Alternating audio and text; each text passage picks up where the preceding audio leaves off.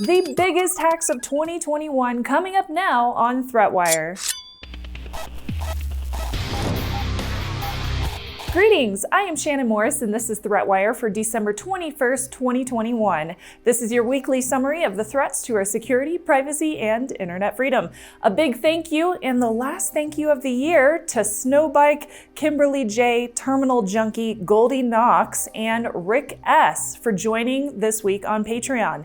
Patreon.com/ThreatWire as always to keep the show ad-free. And this is my last episode of 2021. It's my annual wrap-up of the biggest and most important hacks of the year. So with that, let's go ahead and get onto the list. Now, while I could have easily based this on how many users' data was breached in each and every single hack of the year, many of the major ones that had the biggest effect were based around vulnerabilities that were exploited to wreak havoc, cause discourse, or they were just used to gain access to multiple companies downstream who all use the same type of infrastructure. And as such, many of these causes do not have an end in sight, even months later. So some of these on my list are currently being actively exploited. So let's go ahead and get started with number 5, which is Twitch. In October, 125 gigs of data was posted online from Twitch. Twitch stated that an attacker gained access to their servers due to a faulty configuration change that exposed it to the internet.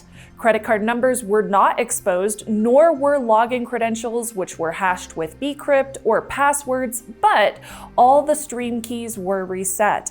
The source code repo and payout data was exposed, including about 6,000 internal repositories and SDKs, red teaming tools, and creator payouts. Some creators disclosed that the leaked payout data was accurate for their specific account. Now, while this breach did not affect users, it was still advisable to reset keys, change passwords, and turn on 2FA if not already enabled. This was also a blow to creator and employee privacy, given internal documents and payout information was leaked. Source code was leaked, which could eventually lead to vulnerabilities being exploited as well. Now on to number 4.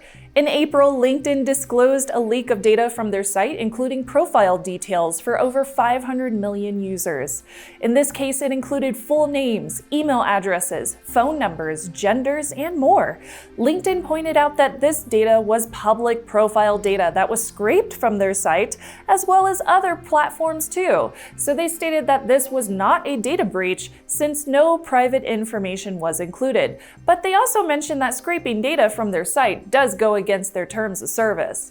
Now, while that may be so, this scrape of publicly accessible data makes it easy for phishing to occur against any user contact information, and they could be held liable if found in violation of GDPR. Next are the 3 big ones that really had lasting effects, not just leaks of user data, with number 3. In May, Colonial Pipeline had to take their operations offline due to a ransomware attack. All of their main lines and some additional pipelines were taken offline while an investigation and remediation were prioritized to handle this attack, and the company slowly brought their network back online in a stepwise fashion. Since Colonial Pipeline handles 45% of liquid gasoline and diesel fuel for the East Coast, and they are the largest pipeline in the US, this ended up being a major blow to fuel transportation during the event due to panic and stations running out of fuel. This was limited to the information systems. No data leak actually occurred, and it did not hit the industrial control systems. But the US Department of Transportation set up temporary exemptions for servicing hours so that truckers were still able to transport loads of fuel during this attack. The DarkSide ransomware gang stated that they were involved, and eventually all pipelines came back online. Even though there was no data leak and the systems were back to normal pretty quickly, this was a huge concern because it made the government much more aware of how infrastructure can be affected when a group targets a single company with ransomware. Now for number 2. After the SolarWinds debacle of 2020, I'm sure everybody remembers that, which led to tons of breach disclosures and after effects leading into 2021, we then had the Microsoft Exchange vulnerabilities discovered in March of this year. Exchange had several security flaws, which led to at least 60,000 known victims globally, at least 30,000 companies, which were in the United States. Attackers from many groups took advantage of these vulnerabilities, and they attacked servers, leading to several reported breaches throughout 2021.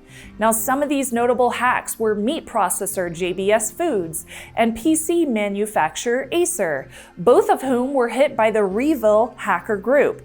JBS Foods paid an $11 million ransom, one of the largest in history. Acer was hit up for $50 million in ransom. Microsoft reported that the Chinese hacking group called Hafnium was the perpetrator of the original attacks on Exchange, and the flaws were eventually patched by the tech giant. Before I share the biggest hack of the year, shout out to my patrons. I love it when you send me these adorable pictures of your pets, so these are a few from my Hush Puppy Patreon Alliance members. You can always support this content and keep it totally ad-free for as little as $2 per month, and you get a slew of perks at the same time. Each and every single Alliance member gets over 10 perks as soon as you sign up over at patreon.com/ThreatWire, including merch sent free with your patronage on specific tier levels. Thank you so much to my Alliance for being so supportive. I truly appreciate you so much for making 2021 amazing. And now let's talk about the last big hack of 2021. I think this one is most important. It's Log4j and the recently disclosed exploit, which was called Log4Shell. I'm kind of glad that I waited until late December to post this video because this news blew up this month. Like, it's still going. Like, there's still news happening as I'm speaking on this topic. So Log4j, the logging tool which is built into a lot of applications, has a vulnerability that is being exploited by an attack dubbed Log4Shell, which can allow an attacker to use a very simple script to gain remote access to a server and hit it with remote code execution attacks, potentially leading to compromises of data or leaks, or even malware or ransomware, even botnet infections, and more. This is a current issue that is very problematic because of how easy it is to exploit. What makes it worse is the fact that the first patch released to fix this also had a newly discovered vulnerability as well, so now the patch has to get patched, and another patch was just released not even 2 days before I recorded this video for yet another Log4j vulnerability, and it all has to be patched on multiple parts of any of the vulnerable servers, so it's a whole thing. It's not just a one-off fix, and unfortunately it's taking days upon days for responsible admins to patch and check.